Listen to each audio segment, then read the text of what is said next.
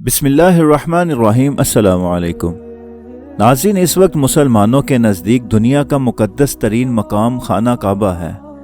मुसलमान खाना काबा की तरफ रुख करके नमाज पढ़ते हैं और हज के मौसम में साहिब इस्तिताअत अफराद फ़रीज़ा हज अदा करते हैं। ये वो मुतबर्रक मकाम है जिसकी तामीर हज़रत इब्राहीम अलैहिस्सलाम और हज़रत इस्माईल अलैहिस्सलाम ने अपने मुबारक हाथों से की और उनकी इस तामीर का ज़िक्र कुरान करीम में भी मौजूद है।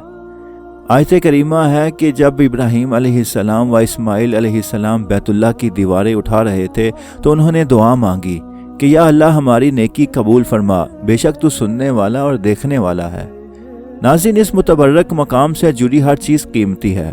यहाँ मौजूद मकाम इब्राहीम अपनी अलग अहमियत रखता है क्योंकि यहाँ हमारे प्यारे नबी सल्लल्लाहु अलैहि वसल्लम 2 रकत नफल नमाज पढ़ा करते थे। यहाँ हजर अस्वद भी है जो रंग के लिहाज से तो स्याह है लेकिन इस मुकद्दस मकाम में नस्ब होने की वजह से नूर फैला रहा है। इसे हजूर अलैहिस्सलाम चूमते थे और हजरत उमर रजी अल्लाह अन्हु जब प्यारे नबी की पैरवी में उसे बोसा देते तो फरमाते कि मैं जानता हूँ कि तू फकत एक पत्थर है, लेकिन मैंने पैगम्बर खुदा को तुझे चूमते देखा था। खाना खुदा ही वो जगह है जहाँ हतीम की पुर नूर किरणें मौजूद हैं और जहाँ मस्जिद हरम की बाबरकत जमीन भी है। यहाँ आबे ज़मज़म का शफाफ चश्मा है और यहाँ रहमत इलाही की नर्म व मुलायम बरसात है। बहुत ही खुशकिस्मत हैं वो लोग जो इस मुकद्दस तरीन मकाम बैतुल्लाह को अपनी आंखों से देखते हैं और बहुत से ऐसे भी हैं जो सिर्फ अपनी टीवी स्क्रीन पर या मोबाइल पर हसरत भरी निगाहों से देखते हैं कि हमें इसकी ज़ियारत का मौका कब मिलेगा। नाज़रीन, मोबाइल वगैरह पर हज देखने वालों के जहन में अक्सर एक सवाल पैदा होता है कि हज में नमाज की अदायगी का क्या तरीका कार होता है, क्योंकि खाना काबा का हर पहलू किबला शुमार होता है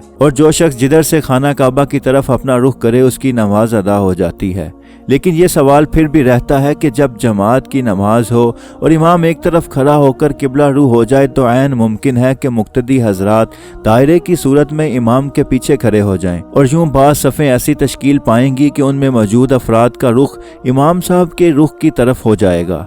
जबकि बाजमात नमाज में इक्तदा सही होने के लिए ये लाजिम है कि मुक्तदी इमाम से आगे न बढ़े। अगर जमात की नमाज में मुक्तदी की एरी इमाम की एरी से आगे बढ़ जाए तो इमाम से आगे बढ़ने की वजह से मुक्तदी की नमाज फासद हो जाएगी और वो नमाज कबूल नहीं होगी। मिसाल के तौर पर इमाम काबा का रुख शमाल की तरफ है तो ऐसा हो सकता है कि खाना काबा की तरफ सैकड़ों लोग खड़े हों और उनका रुख भी शमाल की तरफ ऐन इमाम साहब के चेहरे के बिल्कुल सामने हो जाए। ऐसा होने से जितने भी लोग इस सिमत में इमाम के बिल्कुल सामने खड़े होंगे उनकी नमाज फासद हो जाएगी और वो नमाज कबूल नहीं होगी। तो नाज़रीन, हरम के मुंतज़मीन ऐसी सूरत हाल से बचने की बाकायदा तरतीब बनाते हैं। यही वजह है कि हज पर जाने वाले अक्सर लोग देखते हैं कि दौरान जमात खाना काबा की एक तरफ बिल्कुल खाली रखी जाती है जहाँ कोई साफ नहीं बनाई जाती और जहाँ किसी को खड़ा होने की इजाज़त तक नहीं होती। तो दरअसल ये खाली जगह वो मकाम होता है जिसकी दूसरी तरफ इमाम काबा किबला रू खड़े होते हैं। अगर कोई इस खाली मकाम में खड़ा हो जाए तो वो इमाम के बिल मुकाबल आ जाएगा। लिहाजा ऐसी पेचीदगी से बचने के लिए ये सफ़ें खाली रखी जाती हैं और वो नमाजी हज़रात जो उस समत पर नहीं जिस समत की तरफ इमाम काबा रुख करके नमाज पढ़ा रहे हैं बल्कि दूसरी समतों की तरफ हैं, इनमें से अगर कोई मुक्तदी इमाम की बनिस्बत काबा से ज़्यादा करीब भी हो तो ऐसे मुक्तदी की नमाज सही और दुरुस्त है। उम्मीद है खाना काबा से मुताल्लिक ये वीडियो आपको पसंद आई होगी, तो हमारे साथ जुड़े रहें और आलम इस्लाम के हालात से आगाह रहें। अल्लाह हाफिज़।